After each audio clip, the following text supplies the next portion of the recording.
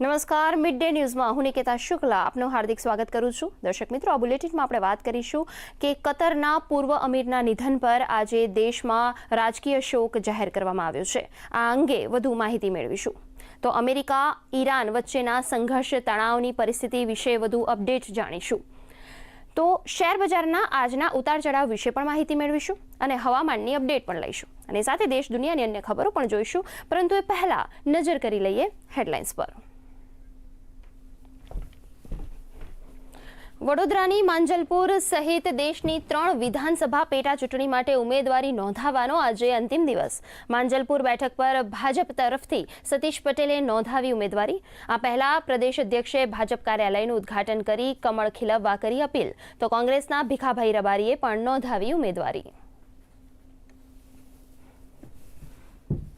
રાજ્ય સરકારની ભરતી પ્રક્રિયામાં વધુ એક મહત્વપૂર્ણ પગલું. કૃષિ મંત્રી જીતુભાઈ વાઘાણીના હસ્તે નાયબ પશુપાલન નિયામક, મત્સ્ય અધિકારી અને બાગાયત નિરીક્ષકોને નિમણૂક પત્રો એનાયત. કૃષિ અને સંલગ્ન વિભાગોમાં જોડાયા નવા અધિકારીઓ.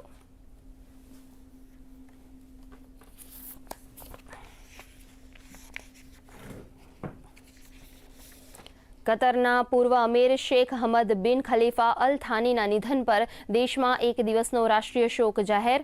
પ્રધાનમંત્રી નરેન્દ્ર મોદીએ દુઃખ વ્યક્ત કરી તેમને ગણાવ્યા દૂરંદેશી નેતા અને ભારતના સાચા મિત્ર. સંસદીય કાર્યમંત્રી કિરણ રિજિજુ ભારત વતી કતર જઈ વ્યક્ત કરશે શોક.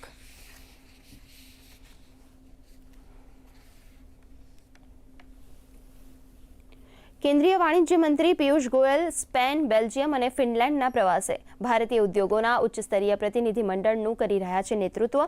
યાત્રાનો મુખ્ય ઉદ્દેશ્ય ભારત અને યુરોપ વચ્ચે દ્વિપક્ષીય વેપાર, રોકાણ અને ટેકનોલોજીકલ સહયોગ વધારવાનો.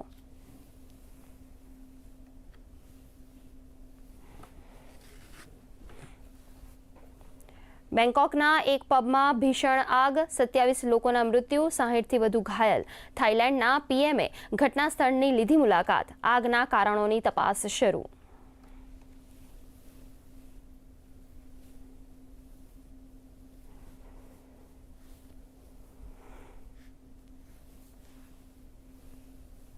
સ્ટ્રેટ ઓફ હોર્મુઝ પર વર્ચસ્વની જંગ તેજ. અમેરિકા ઈરાન વચ્ચે વધતા તણાવને કારણે બગડ્યો ગ્લોબલ માર્કેટનો મૂડ. ઈરાને કુવૈતમાં અમેરિકી મિલિટરી બેઝ પર હુમલાનો કર્યો દાવો. કાચા તેલની કિંમત અને અમેરિકી ડોલરમાં ઉછાળો.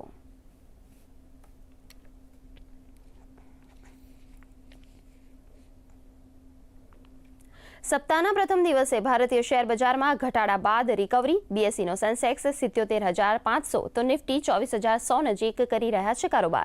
આઈટી, મીડિયા, ડ્યુરેબલ શેરોમાં લેવાલી તો સોના ચાંદીના ભાવમાં ઘટાડો. ક્રૂડ ઓઇલના ભાવમાં 4%નો વધારો. ડોલર સામે રૂપિયો 41 ગગડીને 95.94ની સપાટીએ.